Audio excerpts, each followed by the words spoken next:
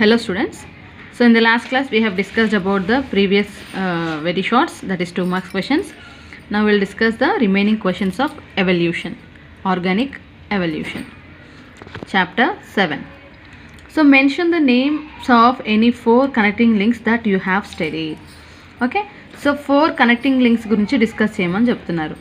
So నేను already మీకు చెప్పాను. So now we'll see about the links. So the organism that possess the characters of 2 different groups is called connecting links. Okay, so ఒక middle organism ఉంది, B organism ఉంది, A C ఉన్నాయి. So A group organisms, B group C group ఆర్గానిజమ్స్కి మధ్యలో something ఉంది link, అది B అనమాట. So ఈ కనెక్టింగ్ లింక్ ఏంటి అని అడుగుతున్నారు.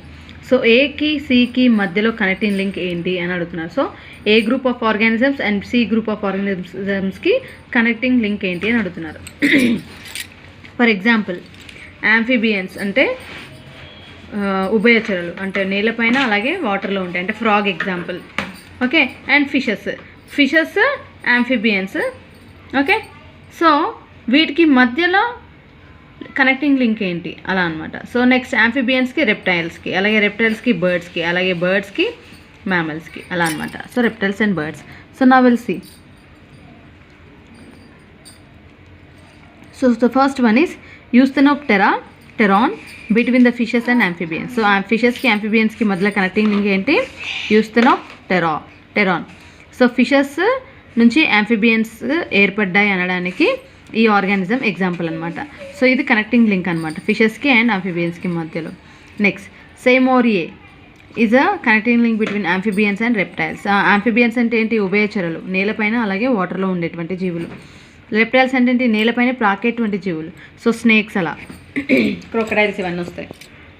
సో వీటికి మధ్యలో కనెక్టింగ్ లింక్ ఏంటి? Seymouria. Next archaeopteryx which is the connecting link between the reptiles and birds. Reptiles అంటే నేలపైన పాకేటువంటి జీవులు, స్నేక్స్. బర్డ్స్ అంటే మీకు తెలుసు flying birds, flying organisms. So వీటికి మధ్యలో కనెక్టింగ్ లింక్ ఏంటి? Archaeopteryx. Next cynognathus, it is a link between reptiles and mammals. Okay, so ఇలా these are the connecting links between the organism. Okay, 4 examples అని చెప్పారు. So you have to discuss about the 4 connecting links. Will get 2 marks. Next define biogenetic law or define biogenetic law giving an example. ఒక example ఇచ్చి biogenetic law గురించి చెప్పమని చెప్తున్నారు. So biogenetic law is also known as theory of recapitulation was proposed by Ernest Haeckel. Okay, so recapitulation theory అన్న biogenetic లా అన్న ఒకటే. ఇది ఎవరు ప్రపోజ్ చేశారు? హెకల్ అనేటువంటి సైంటిస్ట్ అన్నమాట, Ernest Haeckel. Next this law states that ontogeny repeats phylogeny. ఈ law ప్రకారం ఏంటి? ఆంటోజెనీ అనేది ఖచ్చితంగా ఫైలోజెనీని రిపీట్ చేస్తుంది అని అర్థం. అంటే ఏంటి అంటే developmental history of an organism repeats the evolutionary history of it's ancestors. అంటే యాన్సిస్టర్లో ఉన్నటువంటి క్యారెక్టర్స్ ఖచ్చితంగా వాటి నుంచి ఏర్పడినటువంటి ఆర్గానిజమ్స్లో వాటి లక్షణాలు, క్యారెక్టర్స్ అనేవి ఖచ్చితంగా రిపీట్ అవుతాయి.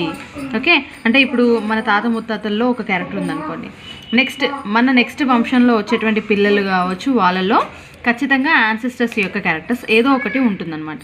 సో ఆంటోజెనీ రిపీట్స్ ఫైలోజెనీ అని అంటారు దీన్ని. Example tadpole larva of frog resembles fish. చూడండి, ఎప్పుడైనా ఫ్రాగ్ని మీరు చూసారా లార్వల్ ఫామ్లో? వాటర్లో ఎప్పుడైనా మురుగునీరు, ఎక్కడైనా వాటర్ స్టాగ్నెంట్గా ఉందనుకోండి, అక్కడ మీరు చూడండి ఫిషెస్ లాగా అవి వాటర్లో ఉంటాయి, కానీ అది ఫ్రాగ్ యొక్క లార్వా అనమాట. వర్షాకాలంలో మీకు ఎక్కువగా కనిపిస్తుంటాయి, కానీ చూస్తే ఫిష్ లాగా అనిపిస్తాయి. అంటే ఏంటి? ఫిష్ నుండి ఫ్రాగ్ ఏర్పడింది అనడానికి ఈ లార్వల్ ఫామ్ అనేది ఎగ్జాంపుల్గా తీసుకోవచ్చు మనం. అంటే యాన్సిస్టర్స్ ఎవరు ఇక్కడ? ఫిష్ నుండి ఫ్రాగ్స్ ఏర్పడ్డాయి, అంటే యాంఫిబియన్స్ ఏర్పడ్డాయి. ఇంతకుముందు కనెక్టింగ్ లింక్స్ డిస్కస్ చేశాం కదా, సో అలా. Next both have the similar external and internal characters, 2 chambered heart, a tail and a gills. So ఈ టాడ్పోల్ లార్వల్ ఫామ్లో 2 chambered heart కనిపించింది, టెయిల్ కనిపించింది, గిల్స్, ఇవన్నీ కూడా ఫిషెస్లో కూడా ఉంటాయి. సో ఈ క్యారెక్టర్స్ని బట్టి ఆంటోజెనీ రిపీట్స్ ఫైలోజెనీ, అంటే యాన్సిస్ట్రల్ హిస్టరీలో ఉన్నటువంటి ఒక క్యారెక్టర్ ఖచ్చితంగా ఫ్యూచర్ జనరేషన్లో వచ్చేటువంటి ఆర్గానిజమ్స్లో కనిపిస్తాయి అన్నమాట. ఓకే, అంటే ఫిషెస్ నుంచి ఫ్రాగ్స్ ఏర్పడ్డాయి అనడానికి ఇది ఒక example. Biogenetic law or recapitulation theory అంటారు దీన్ని. Next define atavism with an example. So ఇది చాలా ఇంపార్టెంట్ 2 మార్క్స్కి. సో ఈ చాప్టర్ నుంచి 2 మార్క్స్ ఖచ్చితంగా వచ్చే ఛాన్స్ ఉంటాయి కాబట్టి so please go through it. Atavism అంటే ఏంటి అంటే sudden appearance of some vestigial organs in a better developed condition such as tailed human baby is called atavism. Such organs are called atavistic organs. Example a newborn baby, human baby with tail. So vestigial organs అంటే ఏంటి, పనికి రానటువంటి అవయవాలని vestigial organs అంటాం. So sudden appearance of some vestigial organs, మనకి టేల్ అవసరం లేదు అవునా, మనకి టేల్ ఉంటుందా, ఉండదు, తోక అనేది ఉండదు. సో ఆ తోక అనేది సడన్గా ఒకవేళ ఒక బేబీలో కనిపించింది అనుకోండి, సో అలాంటి కండిషన్ని ఎటవిజం అంటాం. So sudden appearance of some vestigial organs in a better developed condition such as tailed human baby is called atavism. Such organs are called atavistic organs. Okay, సడన్గా మనకి టెయిల్ ఉండదు కానీ ఒకవేళ అది కనిపించింది అనుకోండి బేబీలో, న్యూ బోర్న్ బేబీలో కనిపించింది అనుకోండి, ఆ క్యారెక్టర్ని ఎటవిస్టిక్ ఆర్గాన్ అంటారు. నెక్స్ట్ ఫెనామినాని ఎటవిజం అంటాం. Okay, cite 2 examples to disprove Lamarckism. Lamarck's inheritance of acquired characters. So నేను డిస్కస్ చేశాను లామార్క్స్ థియరీ ఆఫ్ అక్వైర్డ్ ఇన్హెరిటెన్స్లో చెప్పాను. 2 ఎగ్జాంపుల్స్ డిస్ప్రూవ్ చేయడానికి, అంటే లామార్క్స్ థియరీ రాంగ్ అని ప్రూవ్ చేయడానికి 2 ఎగ్జాంపుల్స్ చెప్పమని చెప్పారు. ఫర్ ఎగ్జాంపుల్ అక్వైర్డ్ క్యారెక్టర్స్ అంటే ఏంటి, లైఫ్ టైంలో వచ్చేటువంటి క్యారెక్టర్స్ని అక్వైర్డ్ క్యారెక్టర్స్ అంటాం. సో ఎలా డిస్ప్రూవ్ చేశారు అంటే elongated neck and 4 limbs in giraffe. So ఈ ఎలాంగేటెడ్ లిమ్స్ అంటే పొడుగ్గా కాళ్ళు చేతులు ఉంటాయి, అండ్ నెక్స్ట్ నెక్ కూడా పొడుగ్గా ఉంటుంది జిరాఫీలో. సో కానీ ఇది లైఫ్ టైంలో వాటి ఎన్విరాన్మెంట్ని బట్టి క్యారెక్టర్స్ రావు, జెనెటికల్గా వాటిలో ఒక జీన్ ఉండడం ద్వారానే వస్తున్నాయని. కాబట్టి ఇతను ఏం చెప్పాడు, లైఫ్ టైంలో అక్వైర్ చేయడం, అవసరాన్ని బట్టి క్యారెక్టర్స్ వస్తాయని చెప్పాడు. అది రాంగ్ అనమాట. Next limbs are absent in snakes. So స్నేక్స్లో లిమ్స్ లేవు, అంటే అవి పనిచేయట్లేదు కాబట్టి సో అందులో లిమ్స్ అనేవి లేవు, యాబ్సెంట్ అనమాట. Limbs are absent in snakes. Okay, so అలా ఈ 2 ఎగ్జాంపుల్స్తో లామార్క్స్ థియరీ అనేది డిస్ప్రూవ్ అయిందనమాట. అంటే అతను చెప్పినటువంటి ఫెనామినా ఏంటి, అక్వైర్డ్ క్యారెక్టర్స్ అంటే డ్యూరింగ్ ద లైఫ్ టైం వచ్చేటువంటి క్యారెక్టర్స్ నెక్స్ట్ జనరేషన్కి ఇన్హెరిట్ అవుతాయని చెప్పాడు. బట్ అలా అవ్వట్లేదు కదా అని చెప్పేసి అతను ఏమనుకున్నాడంటే ఈ జిరాఫీ ఊరికే పొడుగాటి చెట్లు కొమ్మల్ని అందుకోవడం ద్వారా నెక్ పొడుగ్గా అయిందని అలా అనుకున్నాడు. కానీ అది రాంగ్.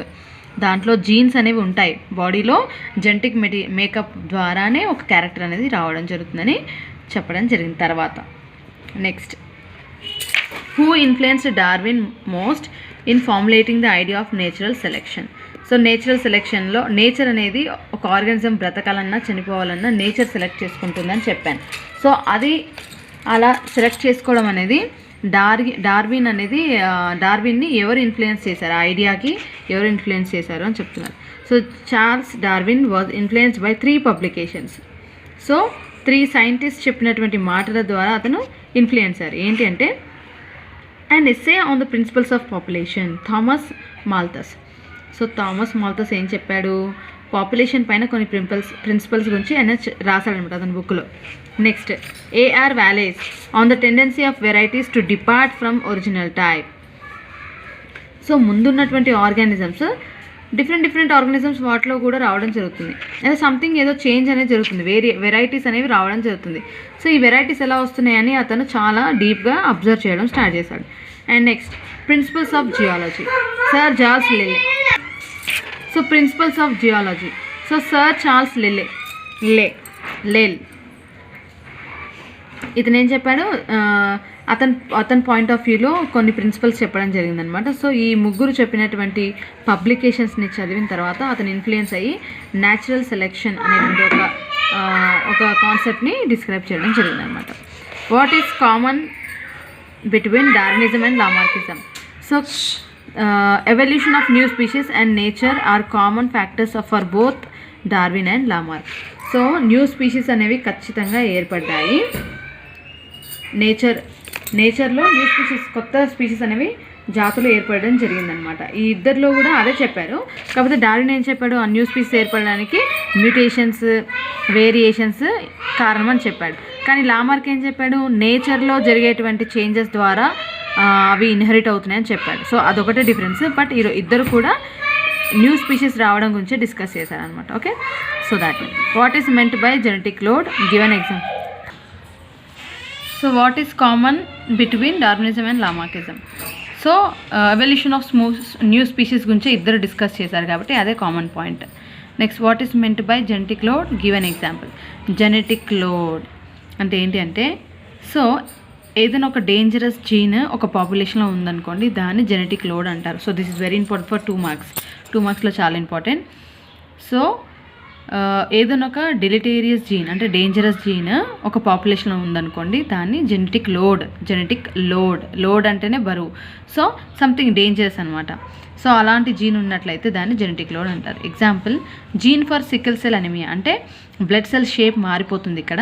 సో ఆ షేప్ మారడం ద్వారా బ్లడ్ సెల్స్కి సికిల్ ఆకారం అంటే కొడవలి ఆకారంగా మారిపోతాయి. సో అప్పుడు ఏమవుతుంది, రెస్పిరేషన్ అనేది ప్రాబ్లం. సో రెస్పిరేషన్ జనరల్గా బ్లడ్ సెల్స్ పైన ఉన్నటువంటి హిమోగ్లోబిన్ ద్వారా జరుగుతుంది, అంటే గ్యాసియస్ ఎక్స్చేంజ్. సో ఆ సైజ్ చిన్నగా అవ్వడం ద్వారా ఇవి ఈ పేషెంట్స్ ఎవరైతే సికిల్ సెల్ అనీమియాతో బాధపడుతున్నారో వాళ్ళు ఈజీగా వాళ్ళకి రెస్పిరేటరీ ప్రాబ్లమ్స్ వస్తాయి అన్నమాట. Next, people with homozygous condition of sickle cell gene die early due to anaemia and people with heterozygous condition of gene live healthily and show resistant to malaria.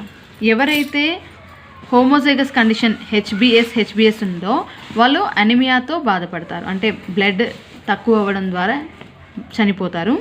And heterozygous కండిషన్లో HBS కండిషన్లో ఉన్నారనుకోండి, వాళ్ళు హెల్దీగా బ్రతుకుతారు but resistant to malaria. వాళ్ళకి జీవితంలో malaria అనేది రాదు.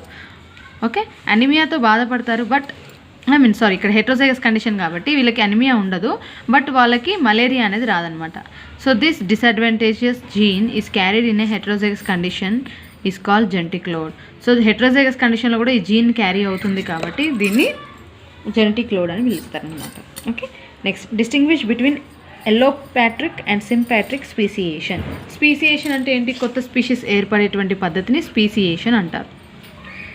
కొత్త స్పీషీస్ ఏర్పడేటువంటి విధానాన్ని స్పీసియేషన్ అంటారు. సో ఇక్కడ 2 డిఫరెన్స్ ఉంది, allopatric and sympatric. So if species occurs due to geographical isolation then it is called allopatric speciation. అంటే జియోగ్రఫిక్ అంటే ఏంటి? నేల ఐసోలేట్ అవ్వడం ద్వారా, నేల డివైడ్ అవ్వడం ద్వారా ఒకవేళ స్పీషీస్ ఏర్పడ్డాయి అనుకోండి. దెన్ ఇప్పుడు చూడండి, ఆఫ్రికాలో మన ఇండియాలో బర్డ్స్ అనేవి డిఫరెంట్గా ఉంటాయి. కాకిలు అక్కడ వేరేగా ఉండొచ్చు, ఇక్కడ వేరేగా ఉండొచ్చు. అండ్ వేరే బర్డ్స్, స్పారోస్ కావచ్చు, ఇంకేమైనా ప్యారెట్స్ కావచ్చు, ఏవైనా కానీ అక్కడ ఆ ఏరియాకి మన ఏరియాకి డిఫరెన్స్ అనేది ఉంటుంది. సో అలా కొత్త స్పీషీస్ ఏర్పడేటువంటి విధానాన్ని, అంటే జియోగ్రఫికల్ ఐసోలేషన్ ద్వారా, అంటే నేల డివైడ్ అవ్వడం ద్వారా జరిగేటువంటి స్పీషీస్ ఏర్పడడాన్ని ఎల్లోపాట్రిక్ స్పీసియేషన్ అంటారు. ఎగ్జాంపుల్, డార్విన్స్ ఫించెస్ అంటే బర్డ్స్. నెక్స్ట్, ఈ speciation occurs in new species from a single ancestral species which lives in the same habitat and are capable of inbreeding but do not breed due to some isolating mechanism. Example, Amphilophus species. So ఒకటే ఏరియాలో ఉంటాయి but if speciation occurs in new species but from single ancestral species which lives in the same habitat and are capable of inbreeding but do not breed due to some isolating mechanism. So చూడండి, ఒక area తీసుకున్నాం అనుకోండి, అంటే ఈ area for example ఈ ఏమంటారు షామీర్పేట్ మండలం చూసుకుందాం.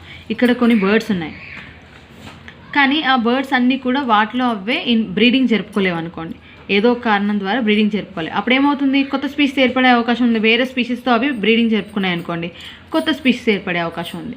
ఓకే, సో అలాంటి అంటే ఒకటే లొకేషన్లో ఉంటాయి బర్డ్స్, కానీ ఏదో ఒక కారణం ద్వారా వాటిలో అవి బ్రీడింగ్ జరుపుకోలేవు. సో అలా జరుపుకోకపోవడం ద్వారా ఏమవుతుంది, వేరే స్పీషీస్తో అవి బ్రీడింగ్ జరుపుకొని మేటింగ్ అవ్వడం ద్వారా కొత్త స్పీషీస్ ఏర్పడతాయి అన్నమాట. ఒకటే లొకేషన్, ఇక్కడేమో డిఫరెంట్ లొకేషన్స్ చేంజ్ అవ్వడం ద్వారా కొత్త స్పీషీస్ ఏర్పడుతున్నాయి, కానీ ఇక్కడ ఒకటే ఏరియాలో ఉంటాయి బట్ అవి ఏదో కారణంగా ఇవి బ్రీడింగ్ జరుపుకోలేవు అన్నమాట. సో అలాంటి ప్రాసెస్ని సింపాట్రిక్ స్పీసియేషన్ అంటారు. కొత్త స్పీషీస్ ఇక్కడ ఏర్పడుతున్నాయి, ఇక్కడ కూడా కొత్త స్పీషీస్ ఏర్పడుతున్నాయి బట్ ఇక్కడేమో నేలతో డివైడ్ అవ్వడం ద్వారా, అంటే ఇప్పుడు చూడ ఆఫ్రికా మన ఇండియాకి చాలా డిస్టెన్స్ అనేది ఉంది. సో అది నేల ద్వారా డిఫరెంట్ అయ్యాయి కాబట్టి జియోగ్రఫికల్ ఐసోలేషన్ ద్వారా ఇక్కడ జరుగుతుంది. ఇక్కడేమో same habitat but due to some isolating mechanisms అనమాట. ఓకే, యాంఫీలో ఫస్ట్ స్పీషీస్ అనమాట. Okay, so these are the examples and differences between speciation, different types of speciations. Next, mention the scientific name of ape like and man like earlier primates. So మనలాగా and ape లాగా ఉండేటువంటి early primates గురించి చెప్పమంటున్నారు. So which man like primates first used hides to cover the body, అంటే బాడీని cover చేయడం ఎవరు start చేశారు ఫస్ట్ అని అడుగుతున్నారు. So ape like primate is dryopithecus and man like primate అంటే మన పూర్వీకులు ఎవరు అంటే ర్యాంపిథికస్. ఓకే, సో మన పూర్వీకుల పేరేంటి? ర్యాంపిథికస్. మనం ఎక్కడి నుంచి ఏర్పడ్డాం? ఈ ర్యాంపిథికస్ ఆర్గానిజమ్స్ నుంచి మానవుడు అనేది ఏర్పడ్డాడు. నెక్స్ట్, డ్రయోప్థికస్ నుంచి ఏప్, మంకీస్లో ఒక టైప్ అనమాట dryopithecus organism. Okay, next, homo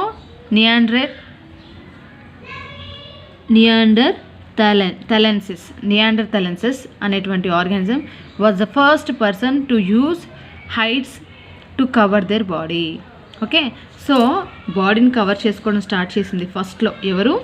homo neanderthalensis. Okay, so this person is the one who started hiding his body. Okay, so బాడీని కవర్ చేయడం స్టార్ట్ చేశాడు ఎవరు? Homo neanderthalensis. Okay, so this is about the 2 marks questions of this organic evolution. So ఇందులో 2 marks and 4 marks చాలా important. Just go through this and okay, thank you.